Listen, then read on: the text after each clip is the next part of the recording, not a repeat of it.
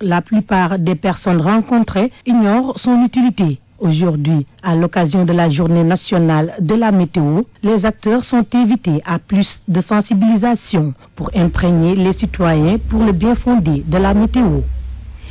Merci à vous, Moua Kalsoumli. Justement, à propos de ces prévisions de la météo, comment ils sont accueillis du côté des pêcheurs à Soumbédioune. Certains pêcheurs qui apprécient les prévisions de la météo, tandis que d'autres soutiennent que ces informations ne sont pas importantes pour de vrais pêcheurs. Voici le reportage d'Aline Badara Diouf et de Salubé sur place.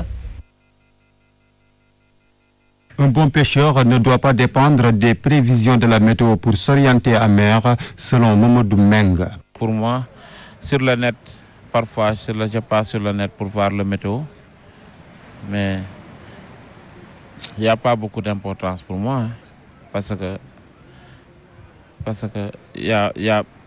si on voit ça, si on peut voir ça à l'œil nu, parce que nous on quitte ici le matin. Le matin, quand nous sommes ici, on va voir est-ce que la mer est agitée ou bien est-ce qu'il y a beaucoup de vent. Si on voit que c'est abordable, on va en mer. Si ce n'est pas bon, on reste. Les camarades de Mamadou Meng ne partagent pas cet avis. Nous apprécions les prévisions de la météo avec satisfaction parce que chaque fois qu'on a ces prévisions, ça se reflète surtout en mer.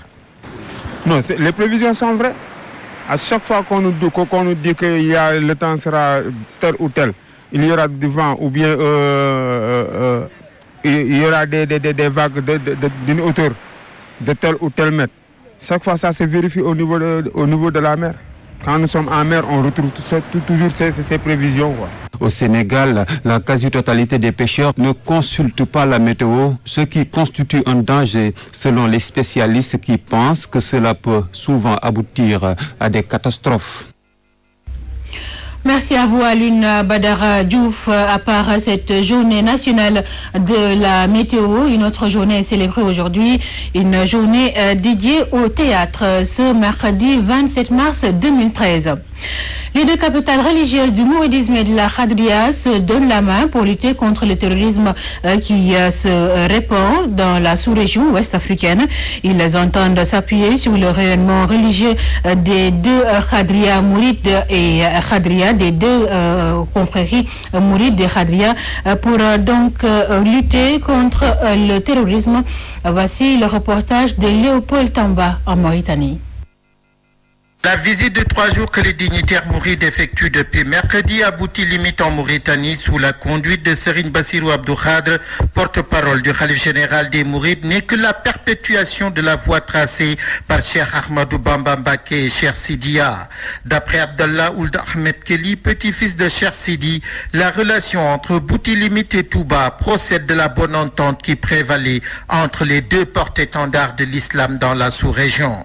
Les échanges humains entre la Mauritanie et le Sénégal, et entre la Mauritanie et Touba, et entre le Bouti-Limite et Touba et le Sénégal, ont toujours été extrêmement denses. L'objectif c'est de faire en sorte que les relations qui avaient été pendant très longtemps très fortes entre la Mauritanie et le Sénégal continuent, et entre Touba et Bouti-Limite continuent à l'être. Et il faut donc de temps en temps remettre de l'huile dans les rouages pour qu'on continue à être les meilleurs. L'instabilité politique notée depuis quelques années dans la sous-région a fait l'objet d'une vive préoccupation entre les deux familles religieuses qui conviennent qu'elles ont un rôle éminemment religieux à jouer dans la médiation des conflits visant à l'instauration d'une paix durable dans l'espace sous-régional. Abdallah Ould Ahmed Kelly est petit-fils de Cheikh Sidiya. Doivent jouer des rôles importants. Ils doivent jouer des rôles pour la stabilité de toute la sous-région, le développement de leurs pays respectifs, etc. Les deux familles ont un rôle, ils peuvent jouer beaucoup de rôles dans toute la sous-région. parce qu'ils ont des ramifications dans la sous-région, ils ont une aura, ils ont un rôle diplomatique qu'ils peuvent jouer partout dans la sous-région, conjointement. Touba et Boutilimit ont pris l'engagement de mener une concertation continue pour conjurer le terrorisme entre les deux pays que sont le Sénégal et la Mauritanie.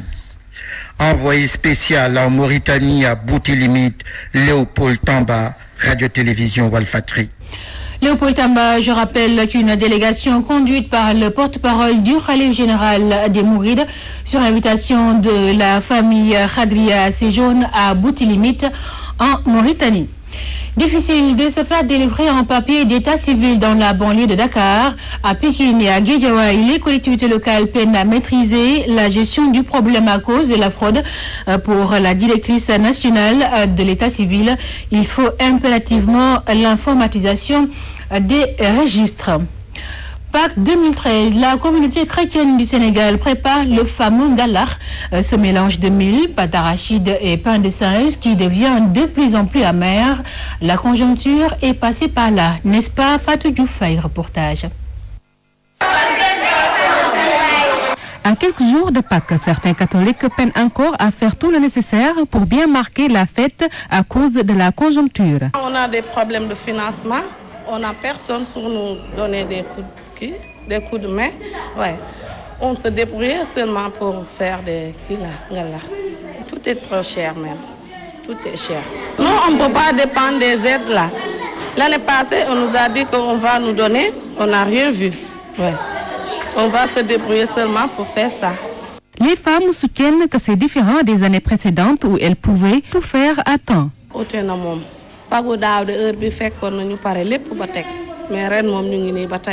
Avec les préparatifs du Ngalar et l'habillement des enfants, entre autres, le budget peut aller au-delà de 50 000 francs CFA. Les Pâques passées, les années dernières, tu peux avoir 30 ou 40 000, tu peux faire des Ngalar. Mais maintenant, là, si tu n'as pas 100 000 francs, tu ne peux pas faire ça. Ouais. Des enfants et tout, et le repas et tout ça. Même si les parents endurent ces difficultés, les enfants de leur côté se préoccupent de ce qu'ils vont porter le jour J. Je vais préparer la fête. Ma maman m'a acheté des boubous. Ça me reste des chaussures. Et je vais me tesser. Oui. Après, ma maman va m'acheter des chaussures. Après, je porte ça. Dans les salons de coiffure, c'est pas encore l'affluence.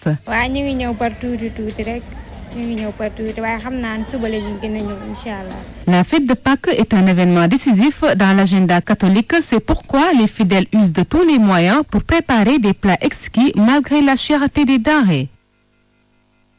Merci à vous, Fatou Dioufay. Je rappelle que la fête de Pâques est prévue ce dimanche.